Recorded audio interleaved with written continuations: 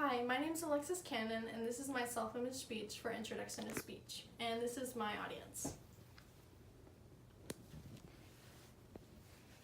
Throughout my life, facing confrontation and conflict had never been an easy task for me, but facing certain conflicts in my life had made me into the person I am today.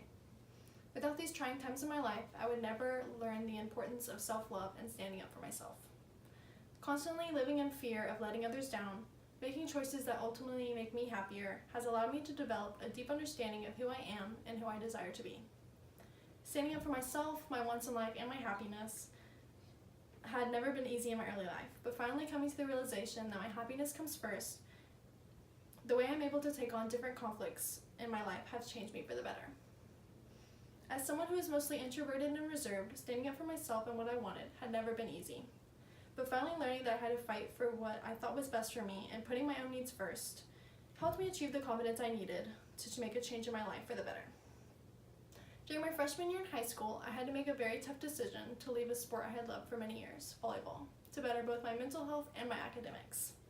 Although I loved volleyball, the environment I was exposed to while playing for my high school team were detrimental to my successes. With the constant training and toxicity perpetuated by my teammates, I knew I had to make this difficult decision to leave to better myself. Although this decision was not popular with my team and even my family members, I finally stood up for something I knew I needed to do to better myself. This conflict throughout my teammates and my family dynamic has made me into a better person and has helped me realize that if I want to better myself, the only thing stopping me is me.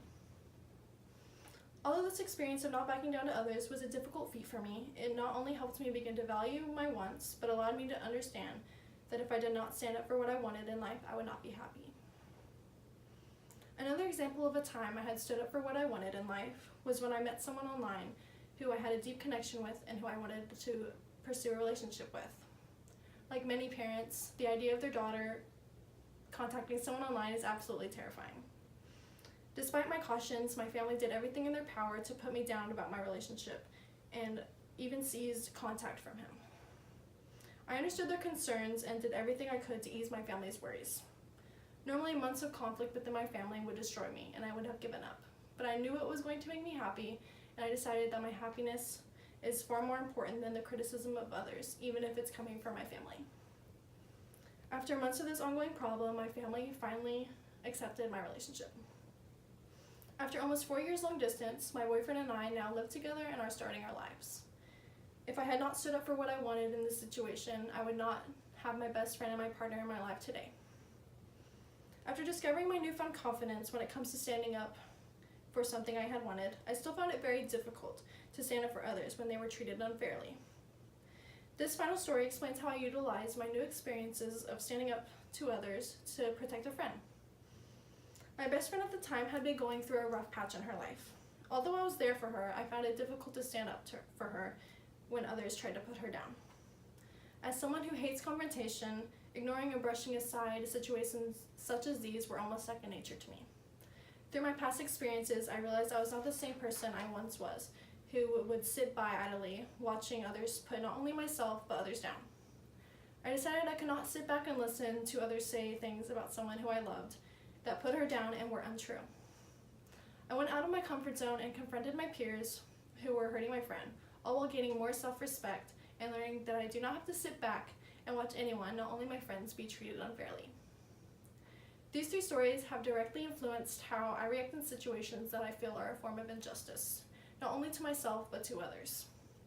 Because of these experiences, I have learned my self-worth and have realized the value of standing up for what I believe in. It was a difficult road overcoming my fear of confrontation with others.